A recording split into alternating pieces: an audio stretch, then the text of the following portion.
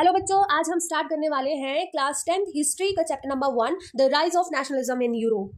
जल्दी से अपनी एनसीईआरटी बुक्स ओपन कर लीजिए। जब आप बुक्स को ओपन करोगे तो फर्स्ट पेज पे आपको दिखेगा चैप्टर के एक पिक्चर दिखेगी और ये पिक्चर बनाई गई थी फ्रेडरिक सूरियो के थ्रू 1848 में। अब ये फ्रेडरिक सूरियो कौन थे?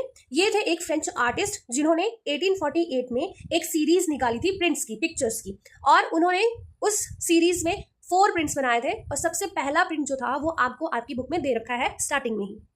उन्होंने इस प्रिंट के थ्रू उनका जो एक विजन था, वो जो चाहते थे कि उनका ड्रीम था कि वर्ल्ड कैसा होना चाहिए, डेमोक्रेटिक और सोशल रिपब्लिक जो वो चाहते थे होना चाहिए, उसको विजुअलाइज करने का ट्राई किया है। ये जो हमें फर्स्ट प्रिंट दिखाया गया है सीरीज का, इसमें यूरोप और अमेरिका के लोगों को दिखाया गया है। मैन भी है, वुमेन भी है, सभी एजेस के हैं, सभी क्लासेस के हैं, और वो एक ट्रेन के जैसे मार्च कर रहे हैं और स्टैचू ऑफ लिबर्टी को होमिज पे कर रहे हैं, स्टैचू ऑफ लिबर्टी को ट्रिब्यूट दे रहे हैं। आपको याद होगा 9th क्लास में जब आप फ्रेंच रेवोल्यूशन पढ़ रहे थे तो उसके दौरान हमें पता चला था आर्टिस्ट लोगों ने कैसे लिबर्टी को पर्सोनिफाई किया था एज अ फीमेल फिगर। तो आप देख सकते हो ये जो स्टैचू ऑफ लिबर्टी है एक फीमेल फिगर है और इन्होंने एक हाथ में टॉर्च पकड़ रखी है जो कि एनलाइटमेंट का सिंबल है।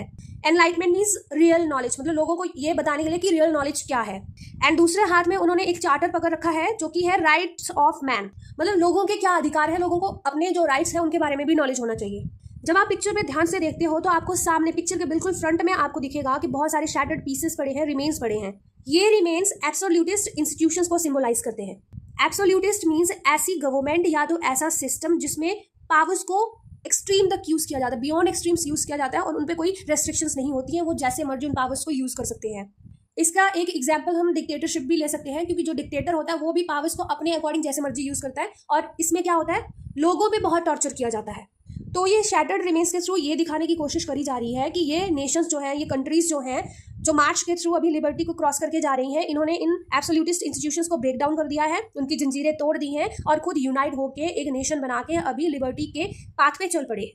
ये फ्रेडरिक सूरियो का एक यूटोपियन विजन है। अब आप पूछोगे कि यूटोपियन क्या होता है? यूटोपियन मीन्स इमेजिनरी, मतलब ऐसी कोई चीज जो एग्जिस्ट करती नहीं है पर हमारे ख्याल है कि हाँ ऐसा एग्जिस्ट होना चाहिए, हमने एक अपना विजन बना लिया होता है कि हाँ ये चीजें हो रही हैं, मतलब इमेजिनरी विजन। ये जो यूटोपियन विजन को दिखाने का ट्राई किया है सूर्यो ने, उन्होंने इसमें सभी कंट्रीज को डिस्टिंक्ट किया गया है, इसमें आइडेंटिफाइड है ये countries through their national costume and flags. जब आप इस पिक्चर पे देखते हो ध्यान से, आपको दिखता है कि बहुत सारे लोग हैं, एक ट्रेन सी बना के मार्च पास कर रहे हैं। जैसे ट्रेन के डिब्बे होते हैं वैसे ही ये लोग भी अलग अलग डिब्बों की तरह दिख रहे हैं और हर एक डिब्बे का अलग फ्लैग है और अलग कॉस्ट्यूम है। तो ये जो डिब्बे दिख रहे हैं ये नेशन स्टेट्स को डिस्टिंक्ट दिखाने के लिए सूर्यो ने ऐसे डिपिक्ट किया है। इनके कॉस्ट्यूम्स और इनके फ्लैग्स के थ्रू हम आइडेंटिफाई कर सकते हैं कि ये अलग अलग कंट्रीज हैं। जब आप ध्यान से पिक्चर को देखते हैं तो आप देखोगे यहाँ पे 2 ऐसी कंट्रीज हैं जो स्टैच्यू ऑफ लिबर्टी को क्रॉस कर गई हैं एंड काफी आगे चली गई हैं। ये 2 कंट्रीज हैं यूनाइटेड स्टेट्स जो कि लीड कर रहा है और उसके पीछे है स्विट्जरलैंड। जिस टाइम तक फ्रेडरिक सूरियो ने ये पिक्चर बनाई थी तब तक यूएसए और स्विट्जरलैंड दोनों ही नेशन स्टेट्स बन चुके थे। इन दोनों के पीछे फ्रांस को दिखाया गया है और ये कैसे आइडेंटिफिएबल है, इसके ट्राई कलर के फ्लैग के थ्रू हम इसको आइडेंटिफाई कर सकते हैं। और फ्रांस जस्ट रीच ही किया है अभी स्टैच्यू ऑफ लिबर्टी के पास। फ्रांस के पीछे जर्मनी है एंड जर्मनी का black, red and gold flag है। इंटरेस्टिंग बात यह है कि जिस टाइम पे सूर्यो ने ये पिक्चर ड्रॉ की थी, ये बनाई थी, तब तक जर्मनी एक नेशन स्टेट नहीं बना था, इसकी यूनिफिकेशन अभी तक नहीं हुई थी। फिर भी इसे पिक्चर में एक नेशन की तरह दिखाया गया है। जर्मनी ने जो फ्लैग हाथ में होल्ड किया है तो इसके थ्रू पता चल रहा है, इसमें दिखाने की कोशिश करी गई है कि बहुत सारी जो जर्मन स्पीकिंग प्रिंसिपैलिटीज थी उनको अंडर वन हेड रखा गया है इसके थ्रू। जर्मन लोगों के बाद ऑस्ट्रिया को दिखाया गया है, then kingdom of the 2 Sicilies, Lombardy, Poland, England, Ireland, Hungary and Russia. आप जब पिक्चर को ध्यान से देखेंगे तो आप देखेंगे हेवन में क्राइस्ट, सैंड्स, एंजल्स, ये सभी भी उस सीन को गेज कर रहे हैं, ध्यान से देख रहे हैं। इन डाइटीज के थ्रू सूर्यो ने सभी नेशंस के अमंग फ्रेटर्निटी को सिंबलाइज करने की कोशिश की है।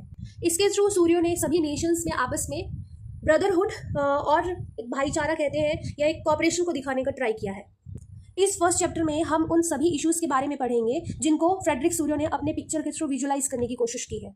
19th सेंचुरी में नेशनलिज्म यूरोप में एक ऐसी फोर्स बन के आया जिससे यूरोपियन लोगों के पॉलिटिकल और मेंटल वर्ल्ड में बहुत सारे चेंजेस हुए। और रिजल्ट क्या हुआ इन चेंजेस का? यूरोप में जितने भी मल्टीनेशनल डायनेस्टिक एम्पायर्स थे उन सभी का एंड हो गया और नेशन स्टेट्स बन के सामने आए।